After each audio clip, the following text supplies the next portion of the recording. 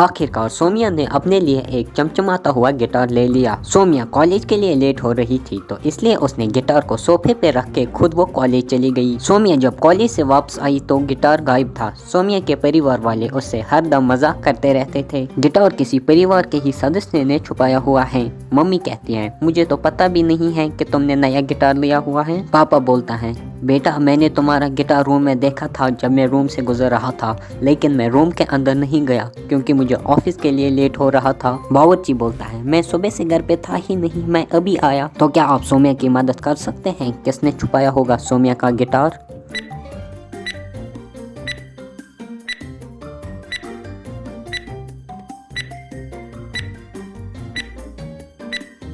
Guitar को पापा ने छुपाया हुआ है क्योंकि उन्होंने बताया जब वो रूम से गुजर रहे थे तभी उन्होंने गिटार को रूम के अंदर देखा। लेकिन सोमिया जब कॉलेज गई तो वो रूम को लॉक करके गई, तो इसका मतलब पापा ने दूसरी चाबी से रूम को खोला और गिटार को छुपा दिया। चारों दोस्त गर्मियों की छुट्टियों के बाद मिलते हैं। पहला दोस्त राहुल शिमला में बिताए हुए दिनों की फोटो दिखाता है। बाकी के 3 दोस्त राहुल पर हंसने लगे। राहुल झूठ बोल रहा है, पर कैसे, क्या आप बता सकते हैं?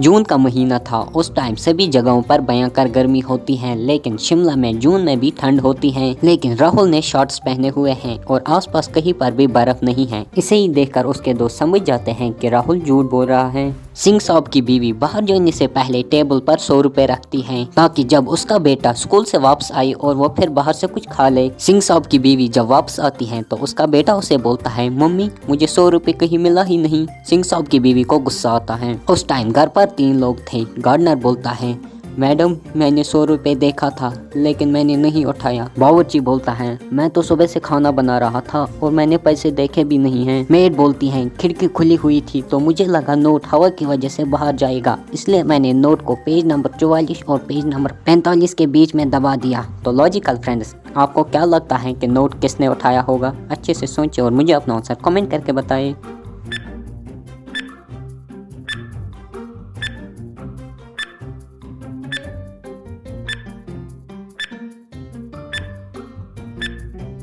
घर की मेड झूठ बोल रही है, पैसा उसी ने लिया है। बुक का पेज 45 और 55 एक ही पेज हैं, उनके बीच में पैसा कैसे दबाया जा सकता है? और पैसे उसी ने लिए हैं।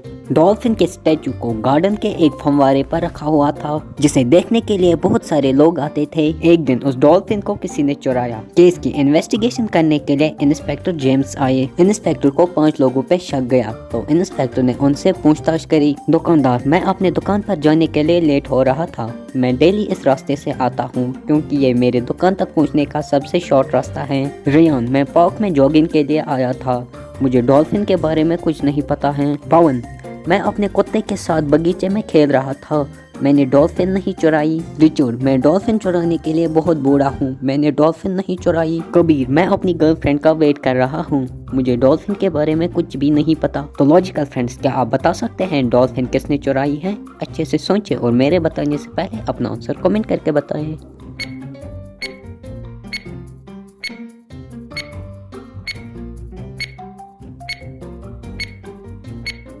डॉल्फिन को चुराने के लिए आपको फंवारे के अंदर जाना पड़ेगा, जिसकी वजह से आपका पैंट गीला होगा। जैसे कि आप देख सकते हैं कबीर का पैंट गीला है, तो इसका मतलब कबीर ही चोर है।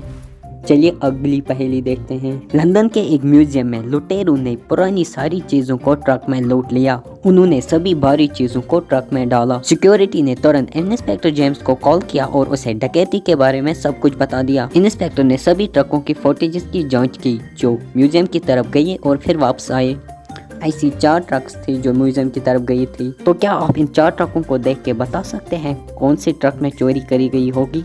ए, बी या सी? अच्छे से देखिए और मुझे अपना आंसर कमेंट करके बताइए।